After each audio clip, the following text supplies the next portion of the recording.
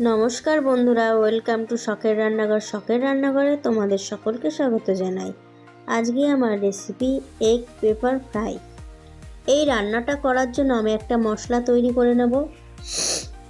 মশলার জন্য আমি এখানে 6টা শুকনো লঙ্কা নিয়েছি, 1 চামচ জিরে নিয়েছি, 1 চামচ ধনে নিয়েছি, আর 1 চামচ মৌরি নিয়েছি, আর নিয়েছি 1 চামচ গোলমরিচ, একটা ছোট দারচিনির টুকরো, 3টি এলাচ আর 2টো লবঙ্গ।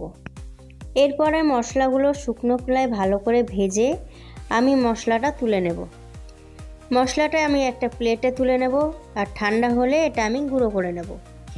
এরপরে আমি ডিমগুলো ভেজে নেব।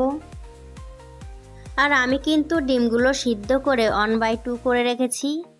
এরপর কড়াইতে সরষের তেল দিয়ে দিয়েছি, আর ওই তেলে দিয়েছি 1 চা চামচ গোলমরিচ গুঁড়ো আর সামান্য একটু নুন। এরপর ডিমগুলো আমি একে একে ভেজে নেব। আর এই ডিমগুলো যখন ভাজবো তখন আমি এই কুসুমের দিকটা তেলের উপরে দিয়ে দেব। কুসুমের দিকটা যদি তেলের উপরে আগে দেওয়া না হয় তাহলে কিন্তু কুসুমগুলো ছাড়িয়ে যাবে। আমি কিন্তু ডিমের এক সাইড ভেজে নিয়েছি, এরপরে অপর সাইডটাও ভালো করে ভেজে নেব। ডিমগুলো আমার ভাজা হয়ে গেছে। এরপরে আমি ডিমগুলো একে একে তুলে নেব। এরপরে ওই ডিম ভাজার তেলেই আমি দিয়ে দেবো একটা তেজপাতা, আর তেজপাতা দিয়ে যখন গন্ধ ছাড়বে তখন আমি দিয়ে দেব 2টো পেঁয়াজ কুচি, আর পেঁয়াজটাও আমি লাল লাল করে ভেজে নেব। আর এরপর আমি গুঁড়ো মশলাগুলো অ্যাড করব। গুঁড়ো মশলার মধ্যে এখানে আমি নিয়েছি কাশ্মীরি লঙ্কার গুঁড়ো 1 চা চামচ, ধনে গুঁড়ো 1 চা চামচ, আর 1/2 চামচ হলুদ গুঁড়ো। আর এরপর মশলাটা আমি ভালো করে কষে নেব। মশলাটা আমি ভালো করে কষে নিয়েছি। এরপর আমি দিয়ে দেব কারি পাতা।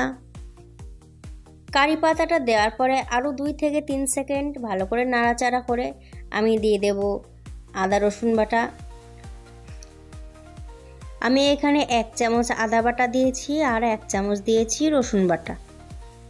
তারপরে আমি মশলাটা ভালো করে কষাতে থাকবো যতক্ষণ না এই মশলাটার কাঁচা গন্ধটা চলে না যায়।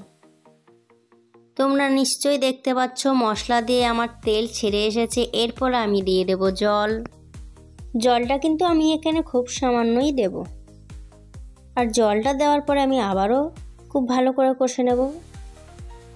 মশলাটা আমার কষানো হয়ে গেছে। এরপরে আমি দেব 2টো টমেটো। এখানে কিন্তু আমি টমেটোটা গ্রেট করে নিয়েছি। তোমরা চাইলে টমেটোটা পেস্ট করে দিতে পারো। টমেটোটা দেওয়ার পরে 5-6 মিনিট আমি ভালো করে কষে নেব, আর তারপরে দিয়ে দেব জল। আর জল দেওয়ার পরে গ্রেভিটা যখন ফুটে আসবে তখন আমি দিয়ে দেব 1 চামচ ঘি। আর এরপর আমি দিয়ে দেব স্বাদ মতন নুন।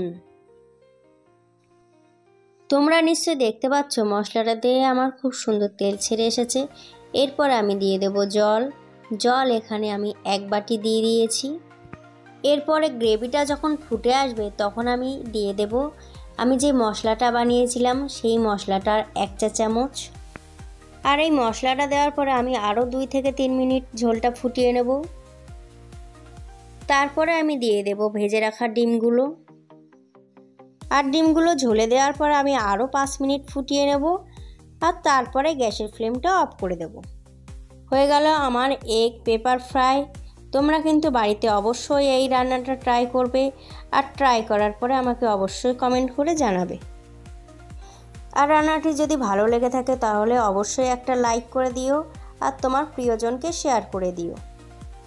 আর তুমি যদি আমার চ্যানেলে নতুন হয়ে থাকো তাহলে অবশ্যই চ্যানেলটাকে সাবস্ক্রাইব করে পাশে থাকা বেল আইকনটিতে ক্লিক করে রাখবে।